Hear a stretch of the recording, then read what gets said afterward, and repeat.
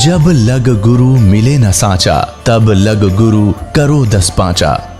क्या गुरु बदल सकते हैं? क्या गुरु बदलने से पाप लगता है?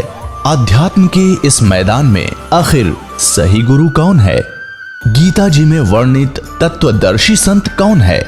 इन सभी प्रश्नों के उत्तर जानने के लिए अवश्य सुनिए जगत गुरु तत्वदर्शी संत रामपाल जी महाराज के मंगल प्रवचन।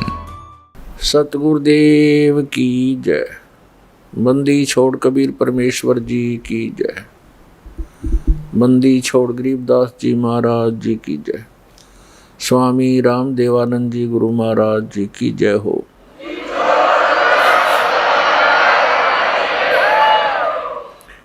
गरीब नमो नमो सतपुरुष को नमस्कार गुरु के नहीं। सुर नर मुनि जन साधुआ संतों सर्वसदी नहीं। सतगुरु साहेब संत सब डंडो तम प्रणाम। आगे पीछे मध हुए तिनको जहाँ कुर्बान। नराकार निर्विषम काल जाल भयभंजनम। निर्लेपम निज निर्गुणम अकल अनुपवेशोन्दुनम। सोहम सुरति समापतम सकल समाना निर्तलय। उज्ज्वल हीरंबर हरदमम बेपरवा अथाह वार पार नहीं मज्जतम।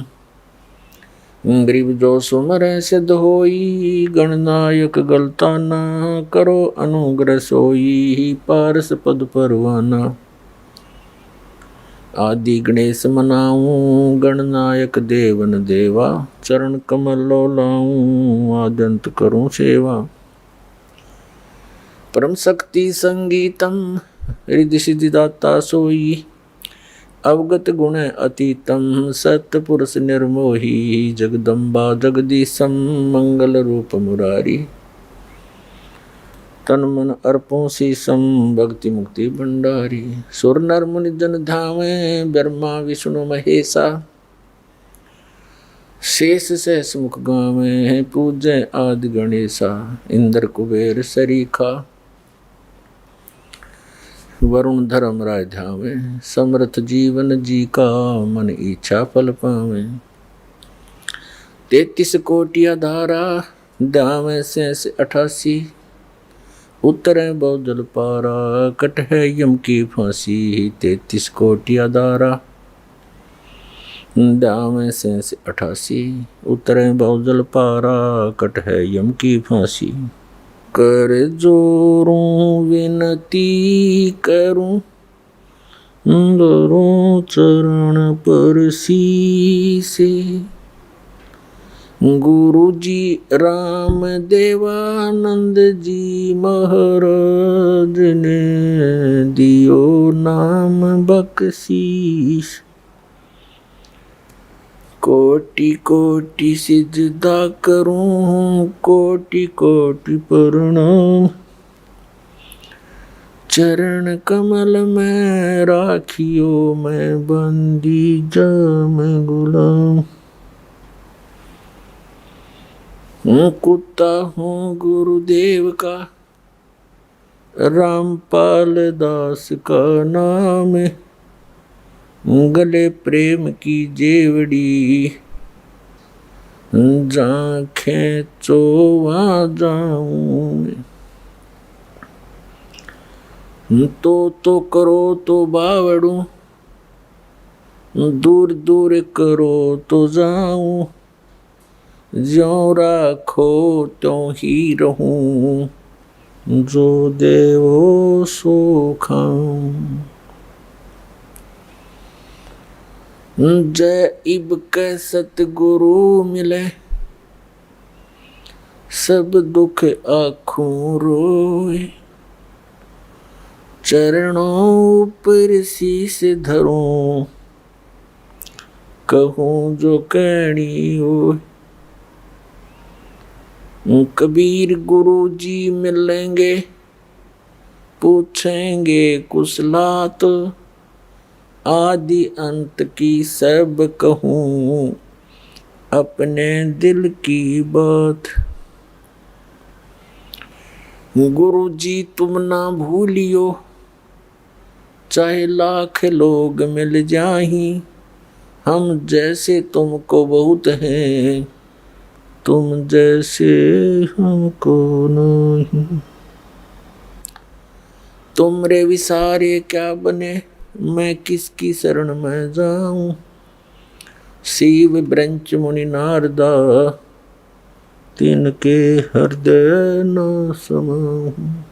परम पिता परमात्मा पूर्ण ब्रह्म, सारी सृष्टि के रचनहार कबीर परमेश्वर जी की असीम कृपा से आप चंद पुण्यात्माएं सत्संग सुनने के लिए उपस्थित हुए हैं।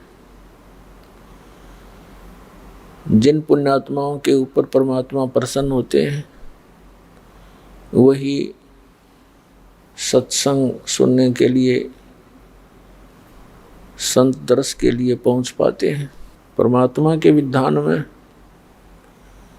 लिखा है कि जिन भी प्राणियों को मानव शरीर प्राप्त है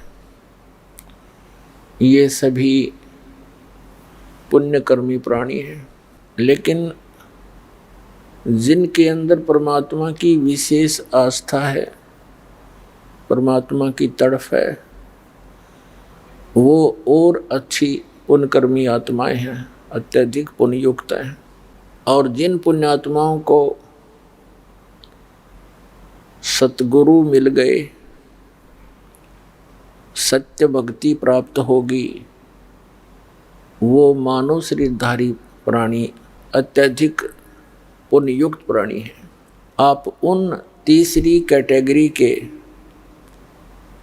अति उत्तम पुण्यकर्मी प्राणियों में से एक हैं जिनको सतगुरु मिला और सत्य भक्ति प्राप्त हुई। अन्य मानव शरीरधारी प्राणी सभी पुण्यकर्मी हैं। दुर्भाग्य उनका जो परमात्मा की कसक में, परमात्मा की चाह में इन नकली ऋषि महर्षि गुरुओं मंडलेश्वरों के पास पहुंच गए और उनको परम संत परम धनी महर्षि तत्वेता संत जानकर उनसे दीक्षा लेकर निश्चिंत हुए। तो पुण्यात्माओं, ये सारी व्यवस्था जो है पिछले संस्कारों पर निर्भर करती है। जो प्रथम प्रकार के प्राणी हैं, जो मनुष्य शरीर प्राप्त है लेकिन परमात्मा की उनको कोई चिंता नहीं, कोई चाह नहीं, वो पुण्यकर्मी तो हैं क्योंकि वो परमात्मा प्राप्ति करने वाले उस विद्यालय में प्रवेश पा चुके हैं। उनको ये अलग से ड्रेस मिल गई है जो विद्यार्थियों की होती है, यानी मानव शरीर स्त्री या पुरुष का ये वो ड्रेस है, ये वो पोशाक है जो एक विद्यार्थी को प्राप्त होती है। तो आप जी उस विद्यालय के विद्यार्थी हैं, सभी मानव शरीरधारी प्राणी। जिस विद्यालय में शिक्षा ग्रहण करके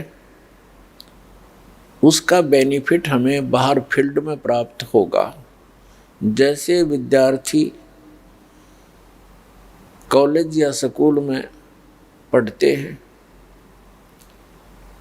तो वो वहाँ अपनी पढ़ाई ठीक से करके दिन रात एक करके शिक्षा ग्रहण करके उत्तीर्ण हो गए, कॉलेज छोड़कर जब चले जाते हैं उनको अन्य स्थानों पर उसका लाभ मिलता है, नौकरी मिलती है या कोई व्यवसाय प्राप्त होता है।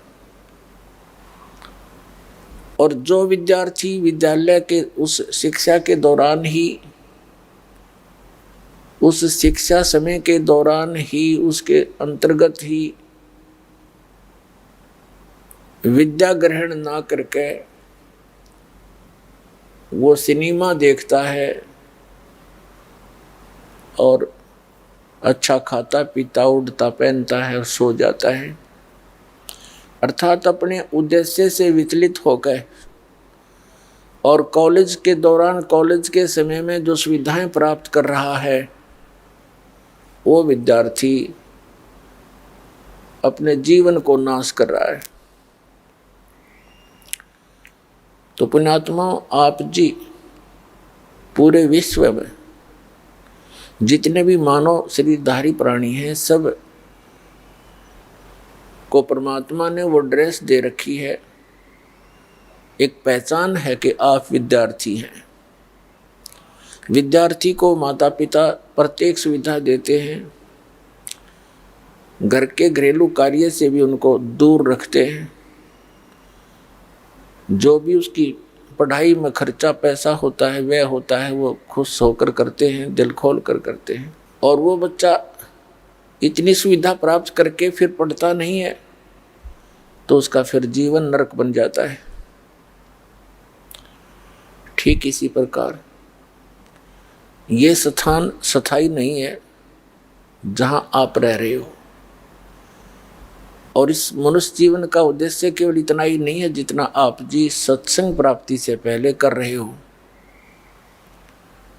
संतानों उत्पत्ति, उनकी परवरिश, विवाह कर देना, उनके फिर संतान की आशा लगाकर जीवन व्यतीत करना, फिर मृत्यु को प्राप्त हो जाना और अपने मनुष्य जीवन के कर्म को और कर्तव्य को पूरा जान लेना, ये हमारी तत्व ज्ञानहीनता थी। तो पुण्यात्माओं, जैसे आप यहाँ पढ़ोगे,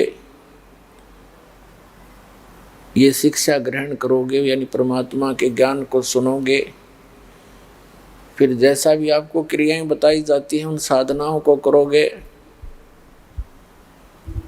तो आपको इस पृथ्वी पर सुविधाएं नहीं मिलेंगी। वो इस पर जो मिलनी है वो आपको आवश्यक वो दे ही रखी है परमात्मा ने। क्यों मानव शरीर दे दिया, उसमें खान पान, सूझबूझ, सद्बुद्धि, अंग क्रियाएं सारी ऐसी दे दी जो हम अपने शरीर की सुरक्षा के लिए मकान बना सकते हैं, प्राकृतिक आपदाओं से बचने के लिए समय पर आहार कर सकते हैं, भूख लगती है तो बता के हम भोजन भी प्राप्त कर सकते हैं, प्यास लगे जब चाहे हम जल ग्रहण कर सकते हैं।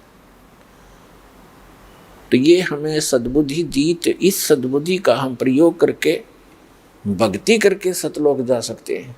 ये पूरी पृथ्वी एक यूनिवर्सिटी समझो, स्कूल कॉलेज समझो, और जिसको जैसा टीचर मिला है, जिसने जहाँ की जैसी ट्रेनिंग की है, उसी ट्रेनिंग का ही वो आगे लाभ प्राप्त कर सकता है। जैसे किसी ने श्री विष्णु जी सतगुण की पूजा की है तो उसको पृथ्वी की बजाय विष्णु जी के लोक में जाकर के वो सुविधा प्राप्त होगी। जैसे फील्ड में यानी क्षेत्र में जाकर ही विद्यार्थी को नौकरी मिलती है, जॉब मिलती है। ऐसे ही जिसने शिव जी की भक्ति की शिवलोक में चला जाएगा, जिसने ब्रह्म की भक्ति की वो ब्रह्मलोक में चला जाएगा, और जिसने श्री देवी दुर्गा की भक्ति की वो दुर्गा जी के लोक में चला जाएगा, और जिसने पूर्ण ब्रह्म परम अक्षर ब्रह्म सत्य पुरुष की साधना की तो सतलोक में चला जाएगा। तो हम यहाँ जो सुविधाएं बटोर रहे हैं ये बालकों जैसी बुद्धि युक्त हैं। हम सारा जीवन कोठी बनाने में, प्लाटों के खरीद कर साहूकार बनने में, और विवाह शादियों के अंदर जो हम अपनी परंपराएं बिगाड़ कर इतने विशाल कर बैठे हैं जो हमारा सिर दर्द बन गई है, इन्हीं के निर्वाह में, इन्हीं के निभाने में हम सारा जीवन व्यर्थ कर जाते हैं। और सारे जीवन में जो हम संग्रह संचित करके कोई कोठी बंगले बैंक बैलेंस बनाते हैं वो यही रह जाते हैं और हम मुंह लटका कर जाते हैं। परमेश्वर ने स्वयं आकर के हमें ये ज्ञान दिया कि आप जी जिस प्रकार इस पृथ्वी पर रह रहे हो और जिन आशाओं को लेकर तुम जी रहे हो, ये तुम्हारी बालक बुद्धि है। परमात्मा कहते हैं, होले सुहागण सुरता त्यारे, मालिक घर जाना है तो होले सुहागण सुरता त्यारे, मालिक गिर जाना है तो होले सुहागण सुरता तार, नाले धोले ओढ़ पैर लेकर सोड़ा श्रृंगार, नाले धोले ओढ़ पैर लेकर सोड़ा श्रृंगार, आज नहीं तय तड़के परसों आवेंगे तेरे लड़िहारे, मालिक गिर जाना है तो होले होले सुहागण सुरता त्यार, मालिक घर जाना है। तेरा सोन शिखर बर तारे, मालिक गिर जाना है। तेरा सोन शिखर बर तार, मालिक गिर जाना है। होले होले सुहागण सुरता त्यार, मालिक घर जाना है। तेरे साथ की कितनी जाली तू क्यों लारी वार, तेरे साथ की कितनी जाली तू क्यों लारी वार। गुड़िया खेलत जन्म गवाया, लाया है नहीं विचारे, मालिक गिर जाना है तू तो होले होले सुहागण सुरता त्यारे, मालिक घर जाना है तू तो होले सुहागण सुरता त्यारे, मालिक घर जाना है। तेरा सोन शिखर बर तार, मालिक घर जाना है। सतगुरु मारे बाणिया है करते वणज व्यवहार, सतगुरु मारे बाणिया है करते वणज व्यवहार। बिन डांडी बिन पालड़े है तोले दिया संसारे, मालिक गिर जाना है। होले होले सुहागण सुरता त्यारे, मालिक गिर जाना है तू तो होले सुहागण सुरता त्यारे, मालिक गिर जाना है। तेरा सोन शिखर बर तारे, मालिक गिर जाना है। सोन शिखर में सेज पिया की, हंस हंस कर ले प्यार। सोन शिखर में सेज पिया की, हंस हंस कर ले प्यार। कह कबीर सुनो मेरी सजनी, लूटो ने वो अजब बहारे, मालिक गिर जाना है। होले होले सुहागण सुरता त्यारे। अब इसमें क्या बताते हैं, परमात्मा स्वयं आए इस आत्मा को सुरती, क्योंकि सुरती आत्मा की आंखें हैं, इससे विशेष संबंध है इसका। तो इसको जगाने के लिए, इसको दिशा देने के लिए सचेत करते हुए कह रहे हैं कि हे आत्मा तू तैयार हो ले, और तेरा पति जो है सोन शिखर में रहता है। सोन शिखर यानी शिखर माने चोटी, शून्य माने ऊपर, ऊपर चोटी पर शून्य शिखर। शून्य का अर्थ होता है वैसे वैक्यूम प्लेस, यानी सभी ब्रह्मांडों की रचना के बाद एक खाली स्थान बहुत लंबा चौड़ा होता है, उसके ऊपर कहते हैं तेरा पति यानी परमात्मा तेरा मालिक रह रहा है। जहाँ से तुम आए हो, जहाँ से आप आए हो बिछुड़कर, और वहीं जा कर के सुख प्राप्त हो सकता है, यहाँ आपको चैन नहीं हो सकती। इसके विषय में बताते हैं परमात्मा, साथी हमारे चले गए हम भी चालन हारे, कोई कागज में बाकी रह री ताते लागे री वारे। हमारे साथी चले गए, कोई रिश्तेदार देख लो, कोई और मित्र संसार छोड़कर चले गए, और हम भी चलन हार, हमने भी जाना है। ये तो यूनिवर्सल ट्रुथ है, हमने भी जाना है, प्रत्येक ने जाना है। और हम इसलिए यहाँ टिके हैं, हमारे कागज में कोई सांस शेष रहते हैं, हमारा कोई अकाउंट जीवन का अभी शेष है। जिस दिन वो पूरा होगा उसी दिन हम भी चले जाएंगे। फिर बताते हैं, आगे गए ना बावड़े रहते भी सब जाही, बिन साहेब की बंदगी कहीं ठोर ठिकाना नहीं।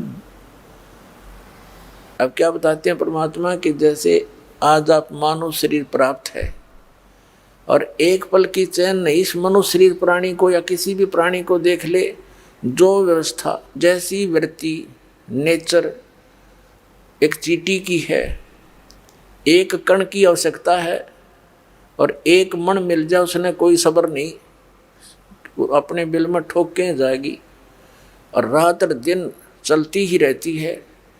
एक कण की आवश्यकता पूरे दिन में। लेकिन यह नीयत खराब कब हुई थी? जब वो मानव शरीर में वो प्राणी था। तो यही व्यवस्था, यही नीति और यही रीति और यही हमारी वृत्ति मानव शरीर के अंदर है। हमने आवश्यकता थोड़ी सी वस्तु की होती है, लेकिन हम बेसब्रे हो जाते हैं, हम संतुष्ट नहीं होते, थोड़े बहुत उसमें लगे ही रहते हैं, जीवन नष्ट ही हो जाता है, पर हम हार नहीं मानते, माया जोड़नते, और वो जोड़ी जाड़ी रह जाती है और जो अनमोल वस्तु जीवन था वो नष्ट हो जाता है। तो यहाँ क्या बताते हैं कि इस झूठे सुख को सुख कहे ये मान रहा मनमोद, ये सकल चबीना काल का, कुछ मुख में कुछ गोद। अब जैसे हम यहाँ सारी सुविधाएं बटोरे बैठे हैं, 1 मिनट में मृत्यु हो जाती है, तो यहाँ से होया चलो, हम जाना नहीं चाहते, किसी भी कीमत पर हम मृत्यु नहीं चाहते। कोई महादुखी हो जाता है तो भी स्वस्थ होने की इच्छा लिए रहता है, और ये पता है कि यहाँ रह ही नहीं सकते। जब हमारी यहाँ मृत्यु हो जाएगी, जो हमने सारे जीवन में यहाँ जोड़ा था, कोठी बनाई थी, वो तो यहीं रह गई। हमारे साथ क्या गया और हमारी हानि क्या हुई? एक मूल धन लेकर आए थे हम, मूल पूंजी, अपने श्वास रूपी धन लेकर आए थे, और इससे हमने अपनी साधना भक्ति सत करके पुण्यदान करके इससे कई गुना बनाना था, सौदा करना था, बिजनेस करना था, और हम उस विवेकहीन व्यापारी की तरह अपना जीवन धन नाश कर चले, जो 10-20 लाख रुपए लेकर के दूर देश में चला जाता है, वहाँ किसी होटल में ठहर जाता है और उस अपने साथ ले गए धन, उस राशि को आगे व्यवसाय में ना लगाकर खाने पीने मौज मस्ती में सिनेमा देखने में व्यर्थ कर रहा है, तो उसने वो मूल धन नाश कर दिया, जिसको दुगना तिगना चौगुना बनाने के उद्देश्य से वो गया था।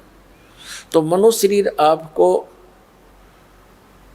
इसमें ये लाभ प्राप्ति के लिए मिला था कि आप भक्ति करके इसे दुगना तिगना चौगुना कर सकते हो, अर्थात मोक्ष प्राप्ति कर सकते हो, वो ना की। तो हमारे साथ क्या चला? जो पूंजी लाए थे वो नष्ट हुआ। यहाँ के जितने पाप थे, भक्ति ना करने से सभी पाप संचित कर्मों में लिखकर हमारे साथ चले जाते हैं। तो वो पाप हमारे साथ गए, मनुष्य पूंजी समाप्त हुई। फिर कर्म आधार पर कोई पुण्य शेष बचा था तो स्वर्ग गए। स्वर्ग में जैसे यहाँ हम जब तक सत भक्ति नहीं करते हैं, बिन साहिब की बंदगी कहीं ठोर ठिकाना ना। साहिब माने परमात्मा, और परमात्मा एक ही है। जैसे श्रीमद् भगवत गीता अध्याय नंबर 18 के श्लोक नंबर 62 में अर्जुन से ये ब्रह्म बोल रहा है श्री कृष्ण में प्रवेश करके कि अर्जुन, यदि तुझे परम शांति चाहिए तो सर्वभाव से उस परमेश्वर की शरण में जा जिसकी कृपा से तू परम शांति को और सनातन परम धाम को प्राप्त होगा। 18वें अध्याय के 66वें श्लोक में इसको फिर से रिवाइज किया है कि उसकी शरण में जाना है तो मेरे सतर की, ब्रह्म सतर की जो साधना तूने की है वो मुझे छोड़ दे। एकम शरणम व्रज, एकम जिसके समान दूसरा कोई नहीं, समर्थ उस परमात्मा की शरण में व्रज माने जा। और इन सभी अनुवादकर्ताओं ने, इन ज्ञानहीनों ने व्रज का अर्थ आना किया है, ये गलत कर रखे। इंग्लिश वर्ड गो का अर्थ जाना होता है और गो का अर्थ कोई कम करता है, आना करता है, तो वो उस विवरण को समझ नहीं पाया जहां पर वो गो शब्द लिखा गया है। इसी प्रकार जहां वर्ज शब्द लिखा है और उसका आना कर रहे हैं, तो ये महामूर्खता का प्रमाण उन अनुवादकर्ताओं का है, क्योंकि वो तत्व ज्ञानहीन थे। संस्कृत अवश्य जानते थे लेकिन तत्व ज्ञान नहीं था।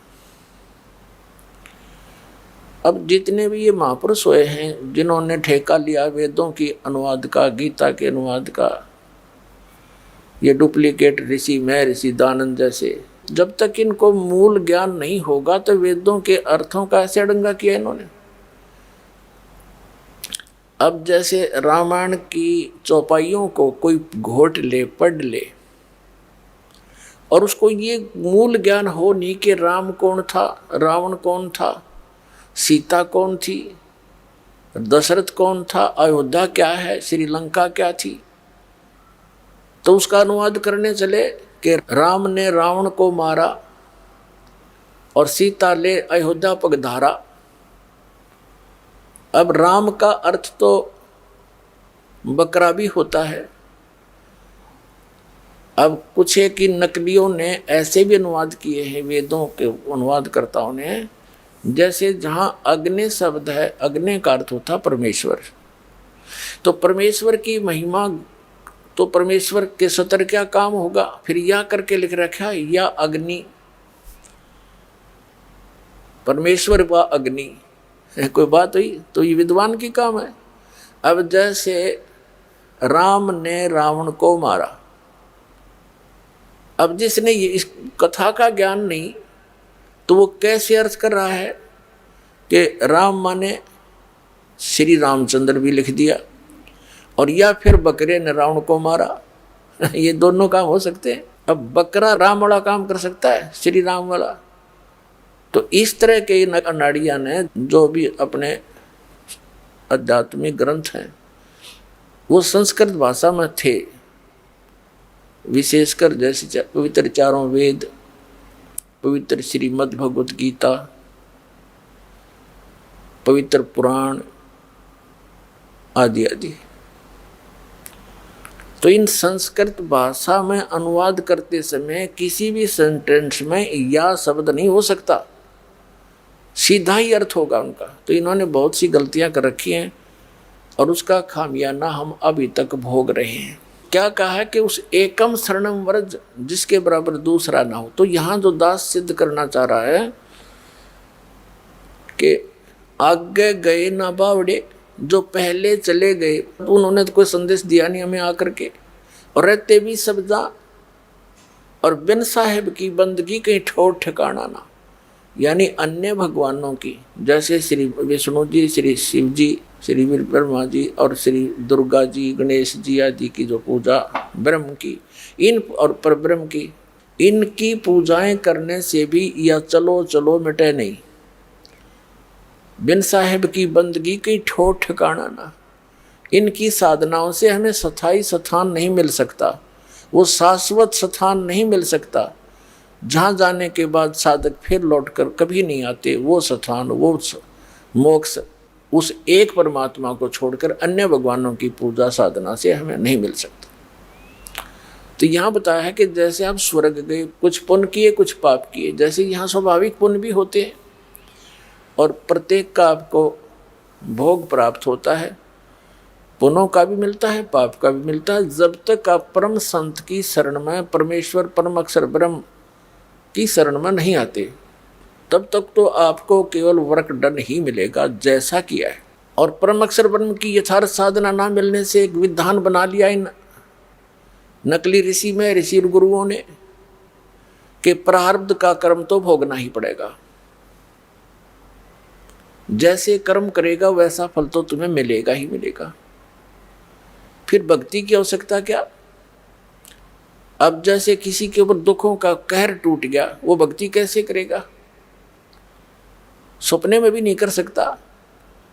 तो फिर भक्ति का अस्तित्व, भगवान का अस्तित्व खत्म हो जाता है। ऐसे विधान बनाने वालों ने जो बना रखा है, तो वो वैसे व्यक्ति थे जो महापुरुष थे, अच्छी आत्माएं थी, साधना ठीक मिली नहीं, स्वयं उनका शरीर भी ठीक रहा और अन्य सुविधाएं भी उनको प्राप्त होती रही उनके संस्कारवश। तो वो केवल औरों को, चाहे कोई दुखी है सुखी है, अपना वो गलत विधान सुना कर अपना टाइम पास करके। अब जैसे किसी के पैर में कांटा लगा हो और उसको कोई कहे कि भी कांटा तो निकलेगा नहीं, ये तो तेरे भाग में लिखा गया, और तू जूता पहन ले, भविष्य में आगे कांटा नहीं लगेगा। तो कांटा लगे पैर में जूता पहना नहीं जा सकता, कांटा निकले और फिर वो जूता इस डर से पहनेगा कि कहीं फिर से वो पीड़ा ना हो जाए, स्वाभाविक है। फिर नहीं निकालेगा जूते वो पूरी सफर में। तो ठीक इसी प्रकार जो आप पर आपदाएं आई हुई हैं, ये आपके प्रारब्ध में थी। और कुछ ऐसी आपदाएं होती हैं जो 3 ताप के अंतर्गत आती हैं, जो प्रारब्ध से हटकर होती हैं। जैसे ये ऋषि, महर्षि, देवता, ये हम गरीब हैं, ये हमसे तगड़े हैं, ये कुछ पोस्ट प्राप्त है इनको। और जैसे पितर और ये भूत टाइप के हैं, ये शरारती व्यक्ति होते हैं। तो हम एक जो मानव शरीरधारी अन्य प्राणी हैं, ये ऐसे समझो जन साधारण है, और ये अच्छी पोस्ट वाले व्यक्ति हैं। देवता हुए और ये पितर तक हुए, भूत जो सतर के हैं। पितर भी इतनी बेमतलब वो नहीं करते, लेकिन भूत टाइप के जो होते हैं ये अननेसेसरी परेशान करते हैं, किसी में प्रवेश हो जाते हैं, किसी को सताते हैं। और जैसे देवता रुष्ट हो गए, उन्होंने आपके ऊपर कोई अपना दुख छोड़ दिया, और अन्य जैसे कोई जंतर मंत्र कर देता है, वो कर दिया। तो इस तरह के जो 3, जैसे कोई सर्प डस गया या कोई और, इस तरह के भी ये 3 ताप के अंदर आते हैं। ये जो 3 ताप भी आपको प्रारब्ध से हटकर भोगने पड़ते हैं।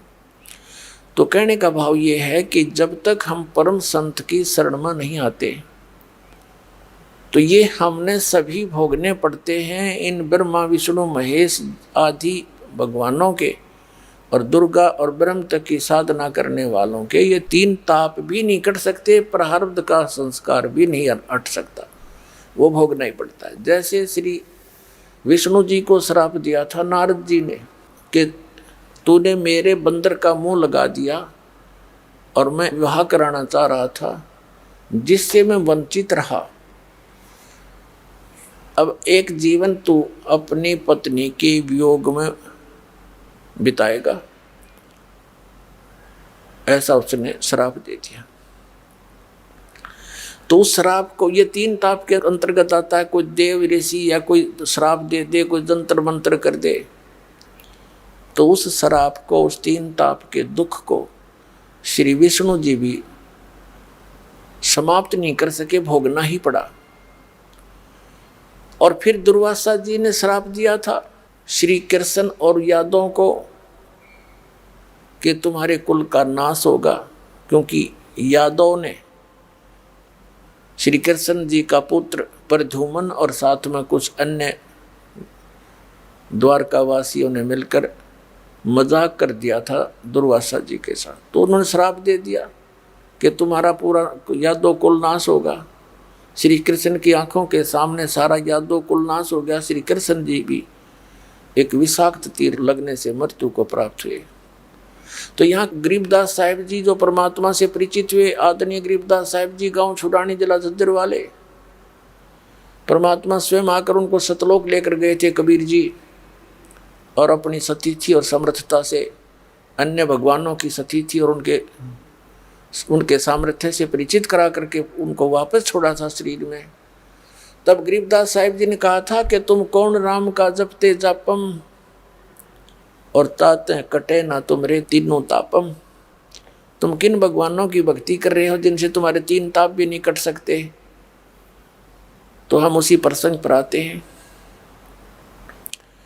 कि जैसे किसी के पैर में कांटा लगा हो, जूता तभी पहनेगा जब वो कांटा निकल जाए।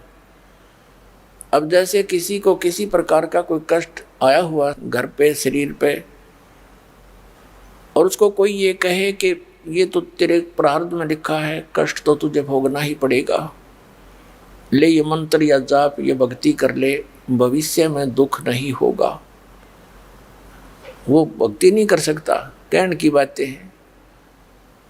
और फिर परमात्मा दया करे, जैसे ये मंत्र हम देते हैं कि इस मंत्र के जाप करने से तुम्हारे कांटे निकलेंगे, तो कांटे निकालने के लिए प्रयत्न करना पड़ता है, चाहे थोड़ा बहुत कष्ट भी हो जावे। कांटा निकला और सुख हुआ, तो जो विधि दास बताएगा इससे आपके प्रारब्ध के पाप भी नाश होंगे, और आपके संचित कर्म जो ढेर लगा रखा है आपका, असंख्य जन्मों के पहाड़ जितने संचित कर्म आपके पड़े हैं पाप, उनका भी नाश करेंगे।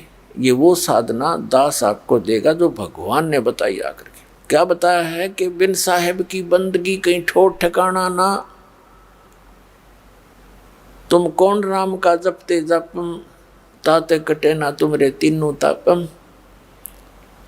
तो यहाँ बताया है एकम शरणम वर्ज, उस परम अक्षर की शरण में जाने से, उसकी भक्ति करने से आपको फिर वो ठोर ठिकाना मिलेगा, आपको शाश्वत स्थान मिलेगा, जहाँ जाने के बाद साधक फिर लौटकर कभी संसार में नहीं आते। अब यहाँ इन अन्य तत्व ज्ञानहीन ऋषि महर्षि गुरुओं ने, कबीर पंथियों ने भी, सभी ने एक विधान बना रखा है अपनी अज्ञान सोच से सुनी सुनाई दंत कथा के आधार से कि सतलोक में कुछ नहीं है, प्रकाश ही प्रकाश है, चेतन ही चेतन है, और आत्मा वहाँ जाकर उसमें मिल जाती है, जैसे बूंद समुद्र में उसी का रूप हो जाती है। एकाद चतुर प्राणी कहता है कि नहीं, आत्मा का अस्तित्व अलग है, बिंदु टाइप में उस प्रकाश में घूमती रहती है। तो इसके विषय में परमात्मा ने बताया है, कबीर जी ने, बिन देखे उस देश की बात कहते हैं कूर। इस तरह की जो बातें करते हैं उन्होंने वहां कुछ देखा ही नहीं है, सतलोक में वो गए ही नहीं है, झूठ बोलते।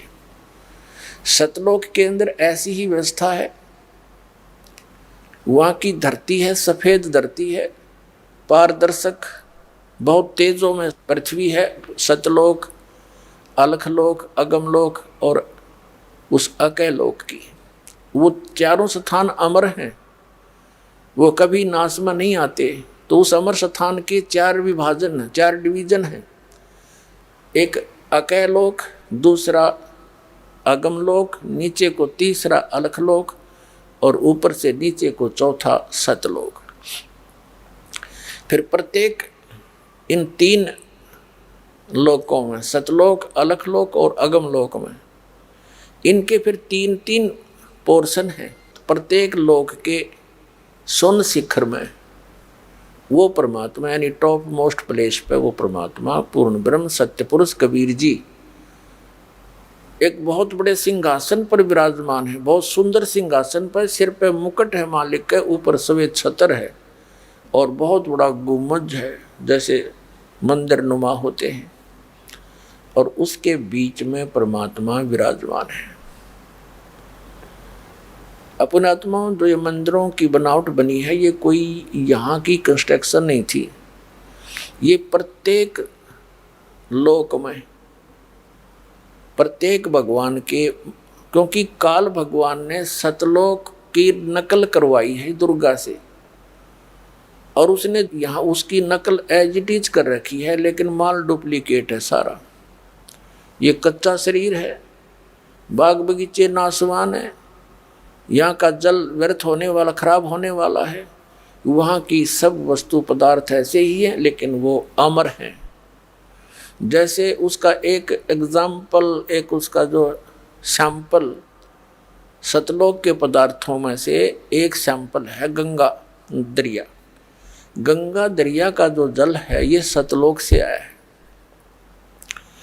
और ये कभी किन्हीं परिस्थितियों में खराब नहीं होता। साइंटिस्टों ने सिर मार लिया, चुप हो गए, लास्ट में इसकी करके सारी अन्वेषण, बोलो ये जल ऐसा क्यों है, एक ही स्थान से आ रहा है,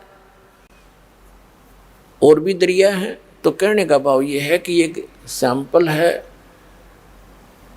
उस सतलोक के पदार्थों का। ऐसे वहाँ दूधों की दरिया बहती हैं, ऐसे ही वहाँ जल है, सदाबहार बाग बगीचे हैं, हमारे परिवार हैं। आप जी के वहाँ जहाँ आप रहते थे बहुत बड़े बड़े द्वीप, एक एक आत्मा के परिवार के बड़े बड़े सुंदर महल बने हुए हैं,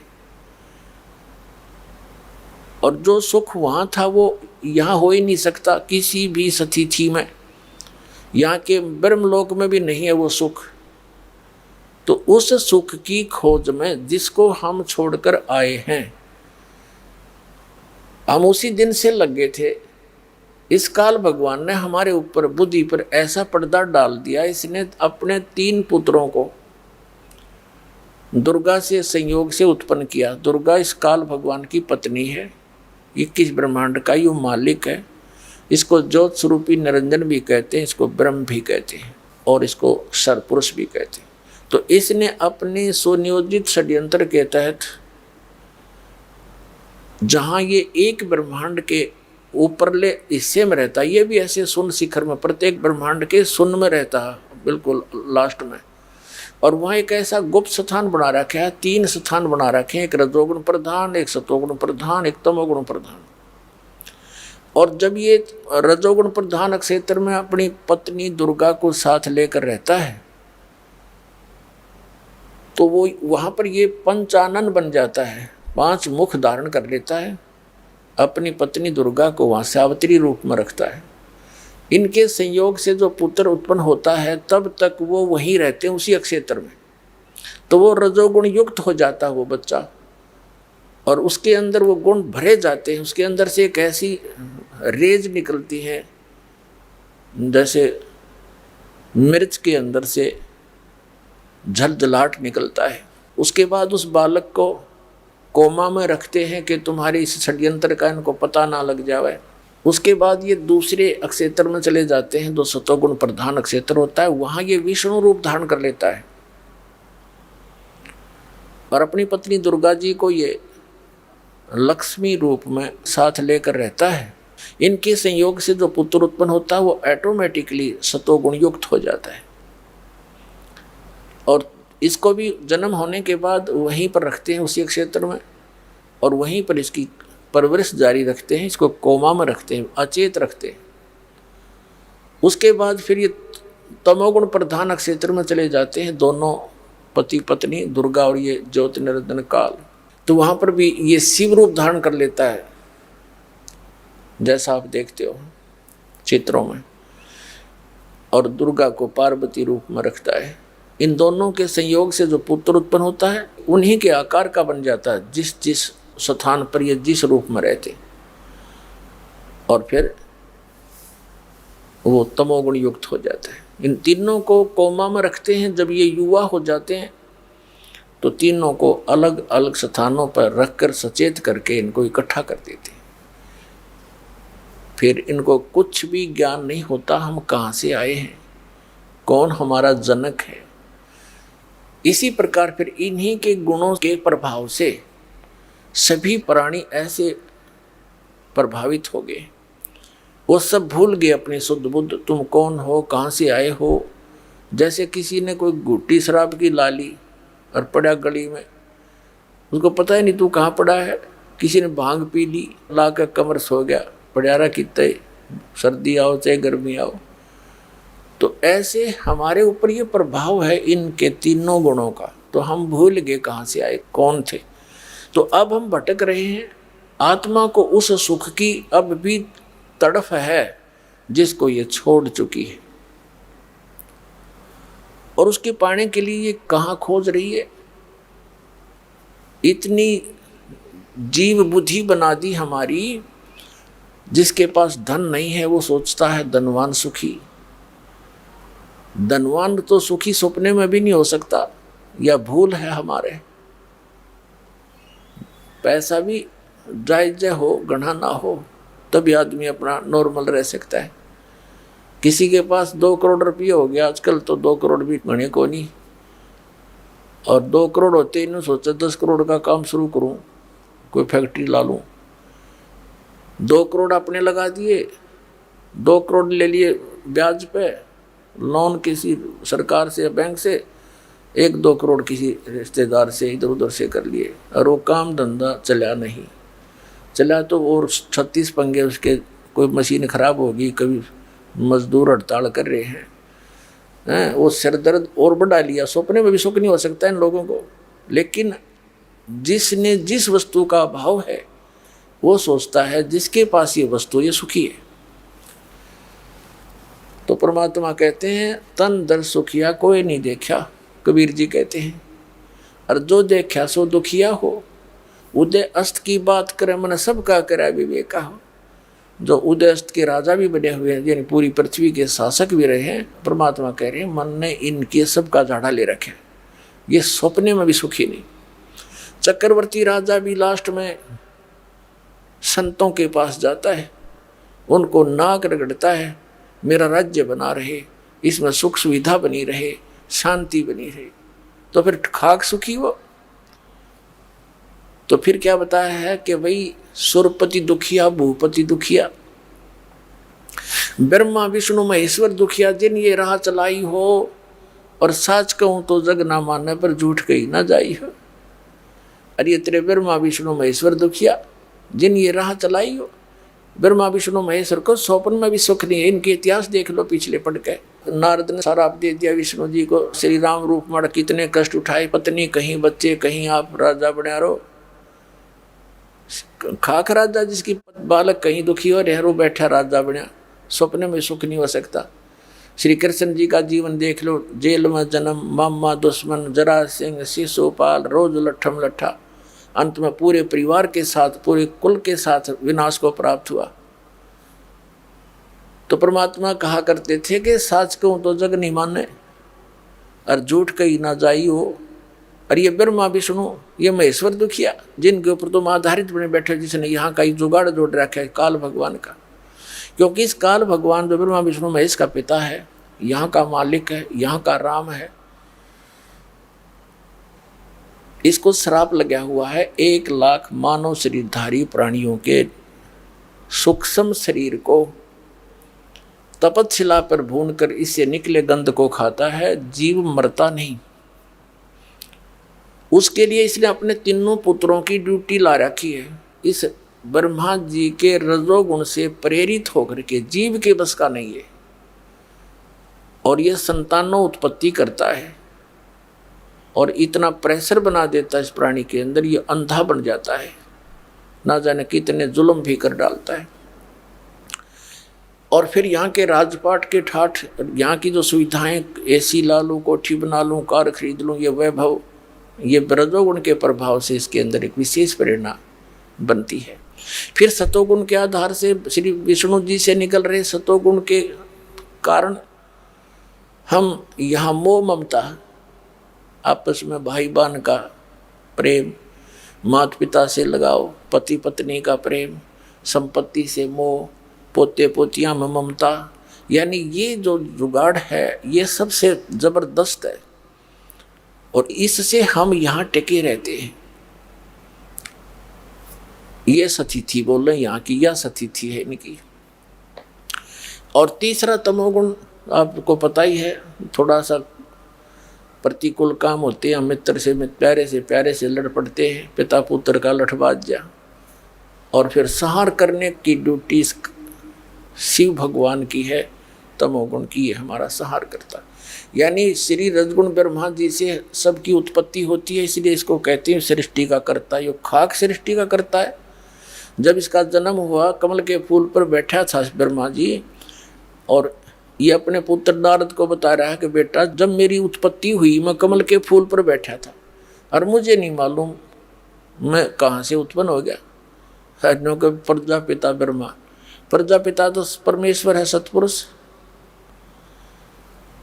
तो उस परमात्मा के उपमात्मक और उनसे ही प्रेरित होकर के इन यहाँ के बच्चों के, ऋषियों के, भगवानों के नाम रखे गए। जैसे विष्णु पूर्ण परमात्मा का नाम है उपमात्मक, सबका पालक वही है। और ब्रह्मा का अर्थ होता है सबका रचयिता। तो ब्रह्मा भी परमात्मा पूर्ण ब्रह्म ही है। ये तो नाम वैसे रखे जैसे सेंटर का भी मंत्री होता है, गृह मंत्री केंद्र का यानी भारत सरकार का, और एक राज्य का भी मंत्री होता है गृह मंत्री। तो उसमें कितना अंतर होता है। तो ऐसे ही नाम वैसे ही रखे हैं, इनकी शक्ति में बहुत अंतर है। तो कहने का भाव ये है कि इस काल भगवान को श्राप लगा हुआ है। ये ब्रह्मा विष्णु महेश इसके पुत्र हैं। ये नासवान हैं, समय आने पर इनकी मृत्यु होती है, सीमा है इनकी। और फिर नए ब्रह्मा विष्णु महेश ये पुत्र तैयार करके रखता है, निर्धारित समय है इनका। इनके मरते ही युवा पुत्र को उस पद पर बैठा देता है, उसकी फिर वह आयु फिक्स होती है। फिर वो ब्रह्मा विष्णु महेश जीव संज्ञा में आ जाते हैं, अन्य योनियों को प्राप्त करते हैं, और ऐसे ही आपकी तरह फिर भटकते रहते हैं। तो क्या बताते हैं परमात्मा के तन धर सुखिया कोई न देखा, जो देखा सो दुखिया हो। उदय अस्त की बात करे मन सबका किया विवेका हो। घाटे बाद सब जग दुखिया के घर ही बैरागी हो, और सुखदेव ने दुख के डर से गर्भ में माया त्यागी हो। साच कहूं तो जग नहीं माने, झूठ कही ना जाई हो। ये ब्रह्मा विष्णु ये महेश भी दुखिया जिन ये राह चलाई हो। भगवान शिव जी का देख लो इतिहास।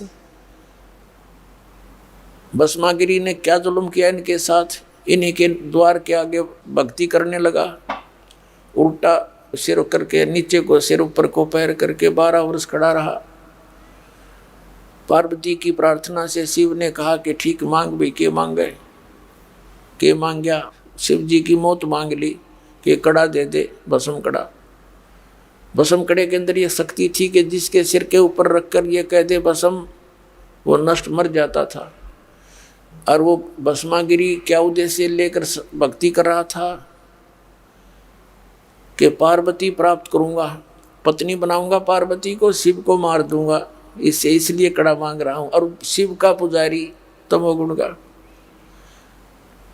अब जब भगवान शिव जी ने वो दे दिया उसको कड़ा, भस्म कंडा, हाथ माते ने बोला ले होले शिव जी होशियार, तुझे मारूंगा, इसी उद्देश्य से मैंने ये भक्ति करी।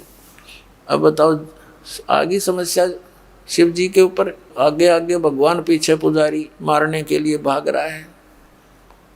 और भी कितनी समस्याएं हैं। जैसे एक बार पार्वती जब दक्ष राजा के घर जन्म था, राजा दक्ष के घर पे जाके मृत्यु को प्राप्त होगी हवन कुंड में जल के। भगवान शिव गया वहां, लठ बजाया उनके लिए, झगड़ा किया खूब अपने ससुर के साथ। पार्वती को यानी मरी हुई उस अस्थि पिंजर को लेकर 10,000 वर्ष तक भटकता रहा, हाय पार्वती हाय पार्वती। और फिर भगवान ने उसका सुदर्शन चक्कर मार कर उसके टुकड़े टुकड़े करे। उस शक्ति के, माया के, यानी पार्वती समझो उसने दक्ष पुत्री के अस्थि पिंजरों के, तब उसका मोह टूटा। तो पुण्यात्मा परमात्मा कहे साच कहूं तब है तुम मानो को नहीं। इसी सच कहने के कारण परमात्मा के साथ कितने जुल्म किए थे, उन करवाए थे उन नकली गुरु महर्षियों ने। तो परमात्मा कहा करते थे कि भी यहाँ सुख नहीं मेरे बच्चों, जिस सुख की तुम्हें खोज है, तलाश है, चाह है, वो जंतर मंत्र मेरे पास है, वो विधि मेरे पास है, मुझसे वो ग्रहण करो, मेरी मर्यादा में रहो, तो मैं वहाँ भेज दूंगा जहाँ जाने के बाद फिर लौट कर कभी संसार में नहीं आते। लेकिन हमने परमात्मा की बात मानी नहीं, क्योंकि हम अज्ञान से परिपूर्ण कर दिए गए थे इस काल के दूतों द्वारा। आगे परमात्मा क्या कहते हैं कि सुरपति दुखिया, भूपति दुखिया, और रंक दुखी विपरीती हो, कह कबीर और सब दुखिया, एक संत सुखी मन जीती हो। अब परमात्मा ने निष्कर्ष निकाल दिया सारे अपने ज्ञान का कि बिना तो सुरपति सुखी, सुरपति माने देवताओं का मालिक राजा इंद्र। अब हम यहाँ एक सरपंच बन जाते हैं, चेयरमैन बन जाते हैं, मेंबर ऑफ पार्लियामेंट बन जाते हैं, या एमएलए बन जाते हैं, मंत्री, मुख्यमंत्री, प्रधानमंत्री, राष्ट्रपति बन जाते हैं एक छोटे से एक टुकड़े का, तो हम ये सोच बैठते पता नहीं हमने क्या पा लिया। कुछ भी नहीं पा लिया। आपने तो अपना जीवन नाश कर लिया जब भक्ति नहीं करते तो, या भक्ति नहीं कर रहे तो पूर्व जन्म की वो पूंजी जो आप लेकर आए थे, धन श्वासों का, मनुष्य जीवन के श्वासों का, उसका नाश कर दिया और ये खाक उपलब्धि कर ली। और एक पल का चैन नहीं। मुख्यमंत्री की देख लो इतिहास सारे दिन, प्रधानमंत्री का देख लो, एक पल का चैन नहीं इनको। हमने दिखे बड़े सुखी। तो पुण्यात्माओं, यदि भक्ति करनी है, इन संसारिक चोचला तो अपने दूर हटना पड़ेगा। एक का काम होगा। परमात्मा कहते हैं पिया चावे प्रेम रस, राख्या चावे मान, एक म्यान में दो खड़ग, कदे देखी सुनी न कान।